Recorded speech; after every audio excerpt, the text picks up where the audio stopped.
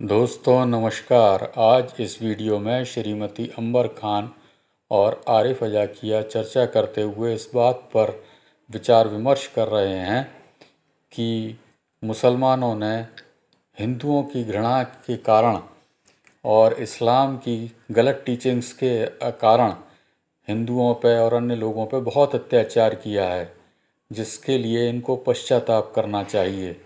अगर ये पश्चाताप नहीं करेंगे, अपनी मूल जड़ों से नहीं जुड़ेंगे, क्योंकि ये सब कन्वर्टेड मुस्लिम्स हैं।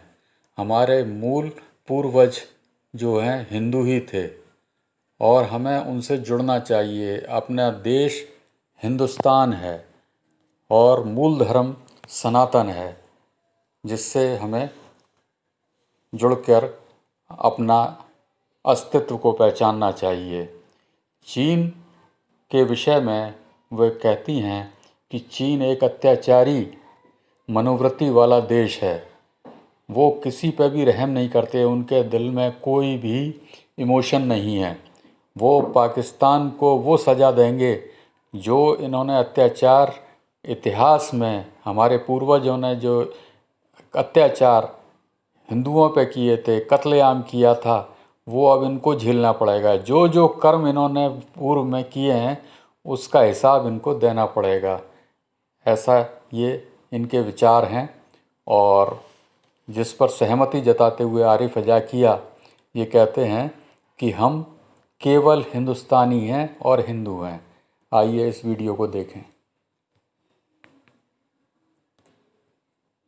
समझते हैं तो जो जुब्बे पहना कर अपने बच्चों को घूम रहे हैं उनसे पूछिए कि आप बगैर आप जाके रह सकते हैं सऊदी अरब में? जिस तरीके से आप दूसरे ममालिक में सऊदी अरब को क्यों रिप्रेजेंट कर रहे हैं? आप अपने कल्चर को रिप्रेजेंट करें, जो भी वॉट एवर। तो हम ये और आप ये देखिएगा, ये सिर्फ और सिर्फ पाकिस्तानी और इंडियन मुसलमानों के साथ ये प्रॉब्लम है। दूसरे मुल्कों के मुसलमान ये हरकतें नहीं कर रहे हैं।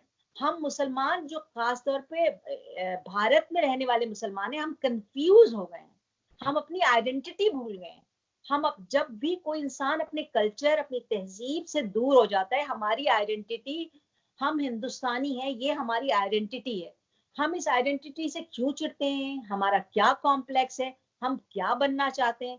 हम कितने भी अरब बन जाएं, जज़ाकल्लाह, माशाल्लाह, ला हौला वला कुव्वता, अल्हम्दुलिल्लाह, सुभान अल्लाह कहते रहें, मगर क्या इन सब कुछ को बोलने के बाद कि अरबी हमको अरबी समझने लगेंगे? नहीं, नहीं समझेंगे। बल्कि वो ज्यादा इंप्रेस दूसरे ममालिक से होते हैं जो अपनी आइडेंटिटी के साथ रहते हैं। अरब भी उनसे ज्यादा कंफर्टेबल फील करते हैं, वो हमसे नहीं कंफर्टेबल फील करते हैं।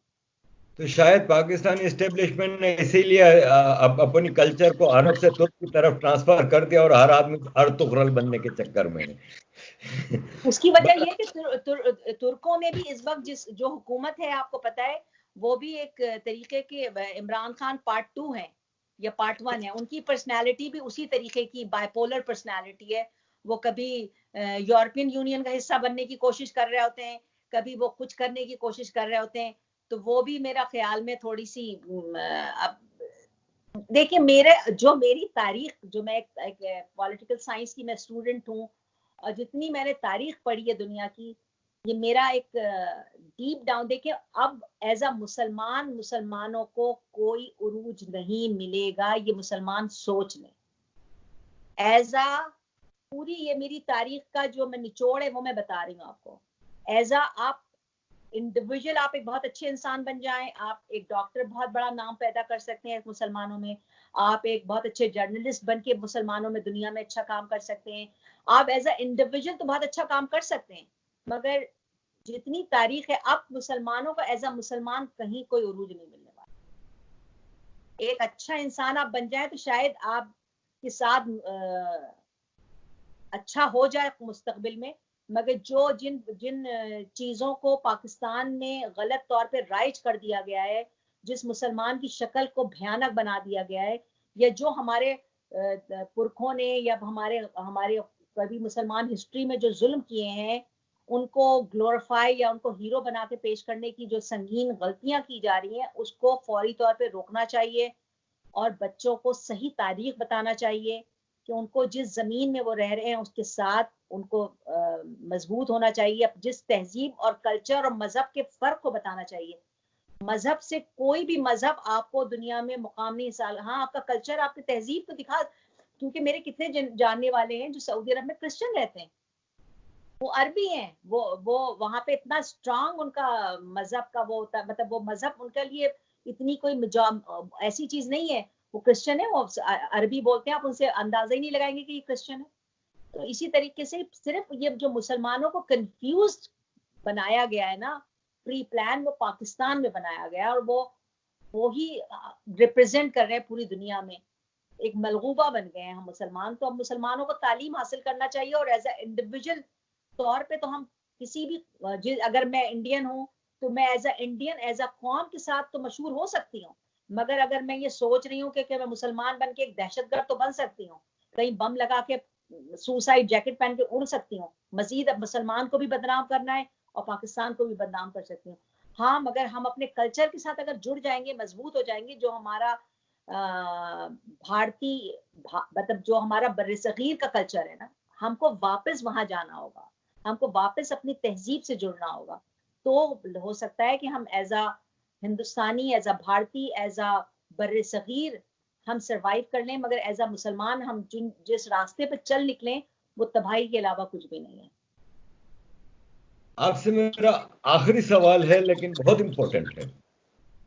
आजकल पाकिस्तान ज़ाहिर है एक मोहताज मुल्क है, इसकी एक रेपुटेशन एक भिखारी मुल्क की है। आप गूगल पे डालें बेगर कंट्री तो सारे पाकिस्तान के वो आ जाते हैं। हमारे प्राइम मिनिस्टर जो करंट हैं, puppet prime minister donkey king Imran Khan, ये जितने भी दौरों पे गए हैं ना प्राइम मिनिस्टर बनने के बाद, जितनी बार भी पाकिस्तान से बाहर गए हैं भीख मांगने गए हैं। ये हमारी रेपुटेशन है। हम कभी सऊदी अरब के पीछे भागते हैं, कभी तुर्की के, कभी अमेरिका के। अब हमने एक नया शिकार पकड़ा है। हम समझते हैं कि वो हमारा शिकार है, जबकि मैं समझता हूँ कि हम उसका शिकार हैं। चाइना।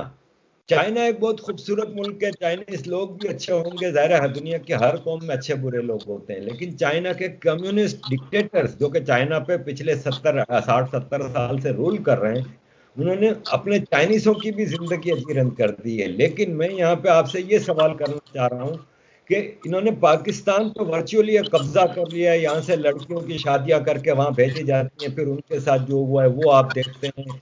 यहाँ पे कानून की पाबंदी नहीं करते, यहाँ पे लोकल लोगों के साथ इनका दहशतगर्दी वाला सलूक है, तशद्दुद करते हैं, मारते कूटते हैं, गालियां देते हैं, ह्यूमिलिएट करते हैं, नमाज की इजाजत नहीं देते। इवन पाकिस्तान में इनको अलग हमने कॉलोनीज बना के दी हैं। चाइना का पाकिस्तान से जो ये याराना चल रहा है, इसके बारे में आपकी क्या राय है? देखिए, अब तो बीमारी चाइना की और पाकिस्तान की बीमारी क्योंकि इतनी सामने आ गई है ना, तो ये जो मुझे और आपको नजर आ रही है ये सब चीजें, ये बीमारी चाइना की पाकिस्तान पे कब्जे की, जो कश्मीर में अगर आप जाएं, जो पाकिस्तान ने जिस पे कब्जा किया हुआ है, जिस कश्मीर पे, वो पूरी जमीन चाइना के कब्जे में है। ये हमको तो अब जो चीजें हमें नजर आ रही है ना कि शादी हो गई, फला हो गई, ये तो अब बीमारी समझिए, जब बीमारी पूरे जिस्म में बढ़ जाती है तो नजर आती है ना, कि बिल्कुल आपको बाल गंजे हो गए, कीमोथेरेपी हो रही है, तो इतनी नजर आने लगती है। चाइना पूरी जड़ों को पाकिस्तान की खोखला कर चुका है। देखिए, जो मुल्क अपने मुल्क की छुपकली भी नहीं छोड़ता, जो अपने मुल्क का कॉकरोच भी नहीं छोड़ता, जो अपने मुल्क में कुत्ता भी नहीं छोड़ता, क्या वो पाकिस्तानियों को छोड़ देगा? ये पाकिस्तानियों जितने लोगों को मारा है ना आज तक पाकिस्तान में, एस्टेब्लिशमेंट ने, फौज ने, जिन लोगों ने पाकिस्तानियों को मारा है, कभी बलोच नाम से, कभी महाजिर नाम से, कभी सिंधी नाम से, कभी पंजाबी नाम से, किसी भी नाम से जो मारा गया है ना, जिस्मों को काटा गया है, उसकी सजा देने के लिए चाइना पूरे पाकिस्तान पर जितनी भी ये फौज, देखिए जनरल कर्नल तो जितने भी ना, वो चले जाएंगे, ऑस्ट्रेलिया चले जाएंगे, यूरोप चले जाएंगे, अमेरिका सेटल हो जाएंगे, इनकी जमीनें भी हैं, इनके पास पासपोर्ट भी हैं। जो यहाँ की जो फौज के सिपाही है ना, जो उनके इशारों पे लोगों को मार रहे हैं, घरों में कूदते हैं, मुंह पे ढाटे बांध बांध के, ये चाइनीज उनको काटेंगे, उनको खाएंगे, उनका चपली कबाब बना के खाएंगे। तो चाइनीज एक जालिम और जाबिर कौम है, ये पूरे खित्ते के लिए खौफनाक है। और पाकिस्तानी पूरी अवाम इस बात को समझती है कि ये चाइनीज, देखें वहां पे जो जुल्म हो रहा होगा मुझे नहीं पता, मगर मुझे ये पता है कि चाइनीज पाकिस्तान के लिए एक बहुत बड़ा एटम बम से भी बड़ा एटम बम है।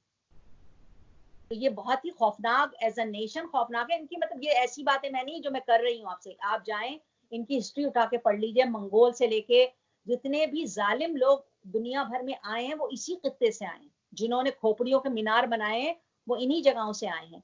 तो ये एक जालिम और जाबिर कौम है, और बहुत इनके पास कोई इमोशंस नहीं है। जैसे हम लोग है ना, हमारे पास इमोशंस होते हैं, चाइनीज के पास इमोशंस नहीं है, बिल्कुल बिल्कुल बगैर जज्बात के। जब किसी की गर्दन, मतलब जब जिंदा बंदर की सर जिंदा बंदर होता है इनके पास, ये इनका एक स्पेशल बहुत बहुत एक्सक्लूसिव डिनर होता है जिसपे बहुत अमीर चाइनीज जाते हैं, अमीर अमीर, कि जिंदा बंदर एक उस पे होता है, उसकी यूं खोपड़ी उड़ाई जाती है और उसको उसके जिंदा वो तड़प रहा होता है और उसको भेजा उसी में से कांटे से ये लोग खा रहे होते हैं। तो पाकिस्तान के लोग सोच ले कि उनके भेजे को ये कैसे खाएंगे। बल्कि जिन बच्चियों की यहाँ से, गरीब बच्चियों की शादियां करके वो लेके गए, उनको भी सेक्स स्लेव बना के इन लोगों ने रखा, जिनसी तशद्दुद किया जाता है। तो जिस तरीके से भी हो सके, अगर गवर्नमेंट देखे, उन्होंने तो जमीनें बेच दी है ना, जिन्होंने जमीनें बेच दी उन्होंने ऑस्ट्रेलिया में जजीरे ले लिए, मगर अवाम को तो खुद होश के नाखून लेना है ना, कि क्या उनकी जमीनों को लोग बेचते रहेंगे, जर्नल इधर उधर जाते रहेंगे? अवाम को होश में आना है पाकिस्तान की। और इसके लिए मैं ये समझती हूँ कि पूरी दुनिया को होश में आना चाहिए। ये सिर्फ पाकिस्तान की बात नहीं है। देखिए, ये एक पाकिस्तान एक गलत बुनियादों पे, गलत तरीके से, गलत जहन से बनाया गया मुल्क है। जब चीज गलत बुनियाद होती है तो उसको जिन लोगों ने बनाया, जिस पर मैं आजकल काम कर रही हूँ, मैं यूनाइटेड भारत के ऊपर मेरा अपना जो फोरम, मतलब मैं अपने तौर पे काम करना मैंने शुरू किया है, और यही एक हल नजर आता है इंसानों की बका के लिए। देखिए, मैं ना किसी भी गवर्नमेंट के खिलाफ हूँ, ना मैं फौज के खिलाफ हूँ, मैं इंसानियत के फेवर में हूँ। मुझे अंदाजा होता है कि पाकिस्तान के अंदर इंसानियत सोच सलूक किया जा रहा है इंसानों के साथ। तो जहां पे अगर आपके पड़ोस में भी अगर मर्डर हो रहा होता है ना, अगर कत्ल हो रहा होता है, तो बहुत दिन तक तो वो बदबू, जब लाशें बड़ी हुई होती है ना, थोड़े दिन बाद वो पड़ोस में उसकी बास आने लगती है और बीमारियां उठने लगती हैं। तो हमारे पाकिस्तान के पड़ोस में जो भी ममालिक हैं, वो ये सोच लें कि इसमें बहुत लाशें गिर चुकी हैं या बहुत लोग मर चुके हैं, पड़ोस में अब बास जा रही है। ये जो लोगों को प्रॉब्लम हो रही है, वो इन जो यहाँ पे मजलूम लोग मारे जा रहे हैं, उनकी रूहें भटक रही हैं उस पूरे खित्ते में, जिनको सिर्फ किसी को हिंदुस्तानी बोल के मारा जा रहा है। आज तक 72 साल में हमने पाकिस्तान बनाया, हम रॉ के एजेंट ही कहला रहे हैं।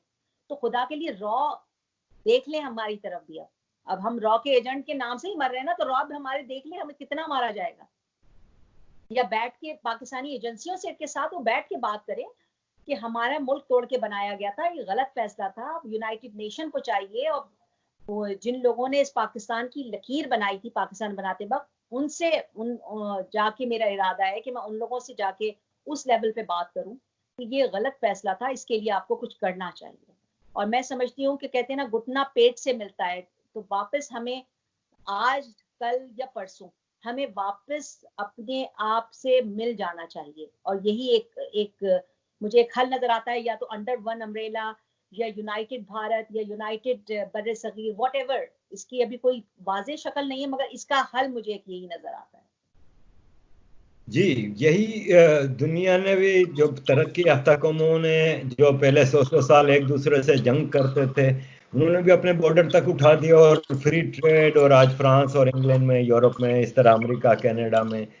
तो बिल्कुल हल तो यही होना चाहिए। और हिंदुस्तान ने, मेरे अपना मुशाहिदा है कि कई बार कोशिश की पाकिस्तान को वापस रास्ता दिया हिंदुस्तान की तरफ आने का, लेकिन हर बार हम पाकिस्तान की हुकूमत ने, आम पाकिस्तानी तो नहीं, बेचारा आम पाकिस्तानी तो खुद मजलूम है, हुकूमत ने, फौज ने हमेशा भारत की पीठ में छुरा मारा है। तो हल जो आपने बताया यही है कि काबुल से लेकर रंगून तक एक सिंगल मार्केट होनी चाहिए, चाहे हुकूमतें कैसी भी हो, कंट्री हो, सब कुछ हो, लेकिन एक लोगों का आना जाना हो, मिलजुल हो, और एक कौम बन जाए, तो मैं समझता हूँ कि ये दुनिया का सबसे पावरफुल रीजन हो सकता है। Thank you very much Mrs Ambar for giving us time. It was really wonderful to have you here. आपने जो जज्बात हमें बताए, मुझे उम्मीद है कि हमारे हिंदुस्तान के मुसलमान खास तौर पे आपकी बातों को सुन के कुछ समझ लेंगे, सीख लेंगे कि हाँ, वो जन्नत में रह रहे हैं, पाकिस्तान में जो गए थे हिंदुस्तान के लोग, उनका क्या हाल है, ये उनको कुछ अंदाजा होगा। आप अपने आखिरी पैगाम में कुछ कहना चाहेंगी?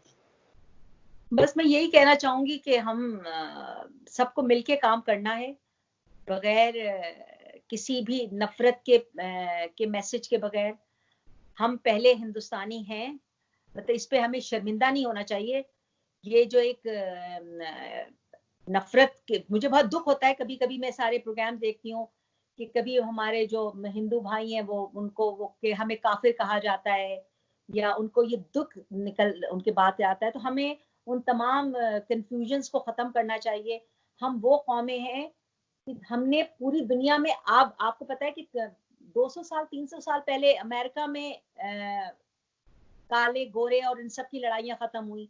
पूरी दुनिया में सालों साल जब आपस में मजहबी और नस्ली लड़ाइयां होती रही, सलीबी जंगे, फला जंगे, हिंदुस्तान वो वाहिद जमीन का खित्ता था जहां उसने पूरी दुनिया को ये दिखाया कि किस तरीके से मुख्तलिफ मज़ाहिब प्यार मोहब्बत और एक बन करके रहते हैं। हम तो उस खित्ते से ताल्लुक रखते हैं जिसने पूरी दुनिया को, ये पहली दफा जब वहां दुनिया के लोग आते थे, वो अमेज, वो हैरान हो जाते थे इस चीज को देख के, अरे ये मुख्तलिफ मजहब के लोग एक साथ रह रहे हैं। हमारी शक्लें क्यों, हम आप बताइए, हमारी सबकी शक्लें मिलती जुलती क्यों है? क्योंकि कन्वर्ट हुए ना। अब इसमें बहुत सारे लोग कहते हैं अरे हम तो डायरेक्ट सैयद हैं, या हम तो, आप डायरेक्ट सैयद तो कोई हिंदुस्तान में रहने वाला हो नहीं सकता। कैसे हो सकता है डायरेक्ट सैयद वहां? या तो वो उनके वालिद वहां से होंगे, जैसे हमारी अपनी फैमिली में है, हमारे ननियाल वाले सब सैयद हैं, फैमिली सैयदों की फैमिली है। तो आप हिंदुस्तान में पैदा हुए, आपकी अगर दादा परदादा, तो या तो आप सैयद हैं, इसलिए सैयद हैं कि आपको फिर किसी सऊदी ने शादी की होगी यहाँ पे, किसी यहाँ की हमारी किसी हिंदू माँ बहन से, इसी तरह मजहब फैला होगा ना। कदीम मजहब तो मुसलमानों का मजहब तो 1400 साल पुराना मजहब है। उससे पुराने जितने भी मजहब हैं वो सब कन्वर्ट ही हुए हैं ना। कोई क्रिश्चियन होगा, कोई यहूदी होगा, कोई हिंदू होगा, हम सब कन्वर्टेड लोग हैं। जितने मुसलमान हैं वी ऑल कन्वर्टेड। तो हमको वैसे ही रहना चाहिए जो हमारी असलियत है। हम अपनी मजहब बदल लिया, हम अपनी तहजीब ना बदलें, हम अपना कल्चर ना बदलें, हम अपनी सोच ना बदलें। मुसलमान होने का मकसद या क्रिश्चियन होने का मतलब, आप हिंदुस्तान में अगर रह रहे हैं और आप अगर क्रिश्चियन बन गए तो आप पहले हिंदुस्तानी हैं। हम पहले जो भी हो, हमारी हकीकत यही है। आप कितनी भी पाकिस्तान बना लें, आप पाकिस्तान बांग्लादेश बना लें, आप रहेंगे हिंदुस्तानी।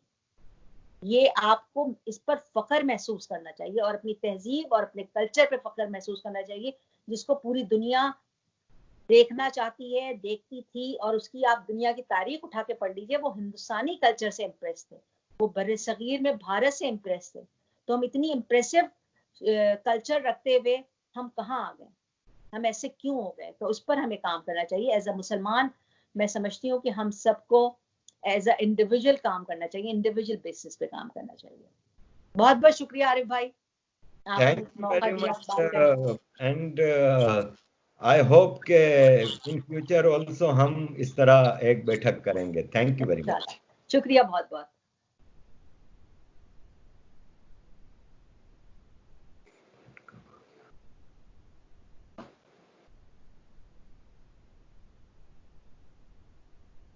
हाँ, अच्छा, रिकॉर्डिंग स्टॉप हो गई है। हाँ, अब आपके पास भी ऑप्शन होगा, आप इसको अपने पास सेव कर सकती हैं, ये पूरा प्रोग्राम। अच्छा, स्काइप तो, हाँ, तो उस पर आप राइट क्लिक करेंगे तो उस पर वो लिखेगा कि सेव एज, तो आप सेव एज करके फिर उसको, जब ये हमारा सेशन बंद होगा ना, तो इसके बाद आप अपना स्काइप पे देखेंगे तो ये वीडियो लगी हुई होगी, तो आप उसको अपने पास भी सेव कर सकते हैं। अब मैं इस पे करूंगा एडिटिंग। ओके। अब क्योंकि आपने चीजें, जैसे इलाहाबाद का नाम लिया, तो मैं इलाहाबाद के शहर की तस्वीर लगाऊंगा इस तरह। इस पे एडिटिंग करके ये रिलीज होगा मंगल को, परसों। क्योंकि आज सुबह मैंने पठान का पीटीएम के जो दोस्त हैं हमारे, उनका इंटरव्यू लगाया था। अच्छा। अब कल मैं अपनी वीडियो लगाऊंगा, और परसों फिर ये आपका इंटरव्यू लगेगा। तो जब ये लग जाएगा तो मैं आपको लिंक भेज दूंगा, लेकिन आपके पास ये रिकॉर्डिंग सेफ रहेगी। अच्छा अच्छा, गुड, वेरी गुड, बहुत अच्छा प्रोग्राम है। Thank you very much. बहुत शुक्रिया आरिफ भाई, अल्लाह ताला आपका। Thank you, Allah Hafiz.